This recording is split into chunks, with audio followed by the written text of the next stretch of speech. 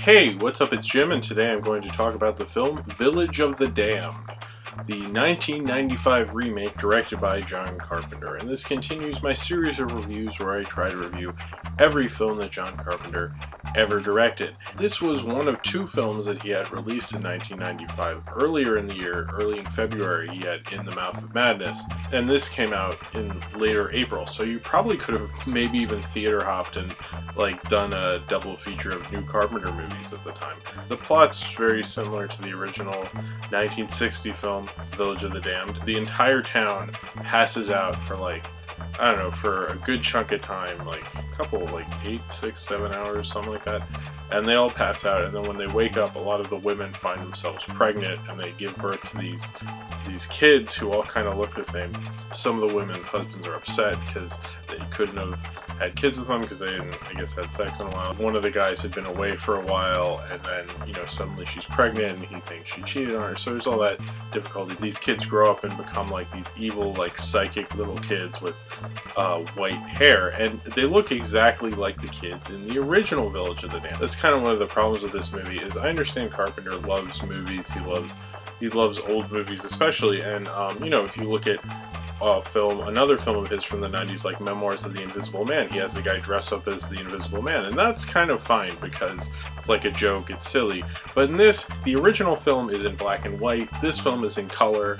The original film takes place in a small town in England, and this film takes place in a small town in California, so it's like Americanizing it and putting it in color. So it's like everyone's fear about when America remakes an independent film or a foreign film is on display here. He adapts a lot of the adult characters, and they become they feel very American to me, but then the kids look exactly like the kids from the original Village of the Damned, and it's they feel kind of cartoony and caricature-ish, because why are they wearing the same clothes? If it, why wouldn't they be wearing regular kid clothes at the time? Come up with some outfit that would have worked, but it just it seemed like they just, oh well, the kids have to look like the kids. I don't know if that was a studio decision or a Carpenter decision. It feels like a Carpenter decision, but I don't know. It really hurts the film because it's kind of if you're gonna do a full adaptation, I would have liked that they look like American kids and not I mean, they're wearing stuff that I just don't think California 8-year-olds would be wearing. They look like these little English kids, and it's they're not little English kids, and I assume just because it is, I mean, I know it's a remake and people want to see the kids with the white hair, and you still could have done that, but they just look really out of place in comparison to the adults. And the adults, people, this has kind of an interesting cast. I remember when it came out, I saw there was something on pay-per-view about it for forever.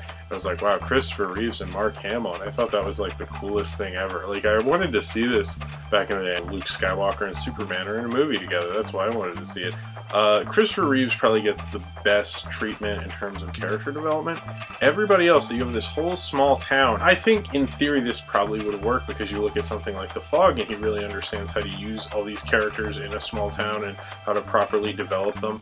And in this he really doesn't. He just doesn't spend enough time with these people, so their motivations seem bizarre and strange. Just seem very reactionary, but not earned. I don't really understand how certain people get so crazed about these kids towards the end, and other people I do. There's the school teacher who I think is played by Linda Kozlowski, and Christopher Reeves. I understand their plight, but Mark Hamill's character, who's a preacher, and I would have thought they were going to have some fun with that, but they really just don't. There's a later part where he tries to kill the kids, and it was I know he thought they were evil, but I didn't realize it got to that level, and I wish we could have seen more of him kind of going crazy with these kids or losing their patience. I mean, they mention people who've been killed. We never find out how and why that happened. We don't really understand how they got their powers. It over-explains some things but under-explains others in a way that feels very lazy. I've read a couple reviews of this film, and almost everyone brings up that they felt it was very rushed and lazy, and I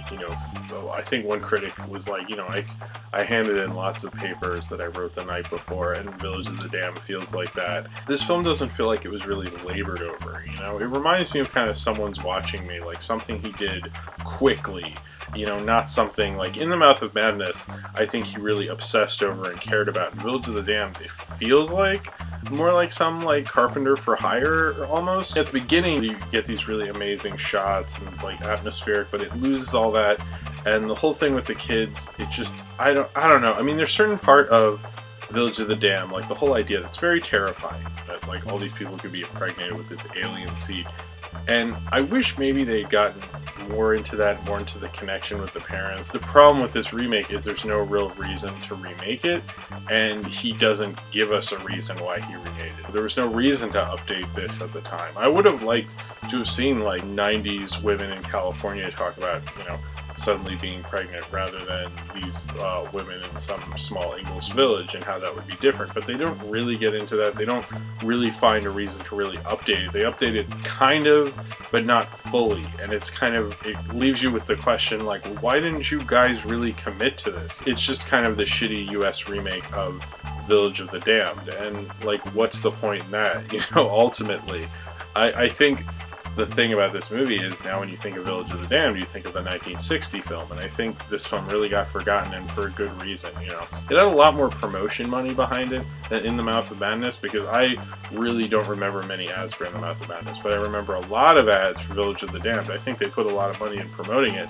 and it only made like $1 million more than In the Mouth of Madness. Both of them bombed pretty bad. Village of the Damned, you know, had stars, it had all this, and the public largely stayed away. And I have to agree with the public, because it's just like, why would you see this movie? Why does he always have John Carpenter's Village? This one makes sense because it's his version, but I don't know if he really wants to brag about that. So if you've seen Village of the Damned and you would like to talk about it, then comment below in the comments, and subscribe if you would like to. And the next John Carpenter review will be John Carpenter's Vampires.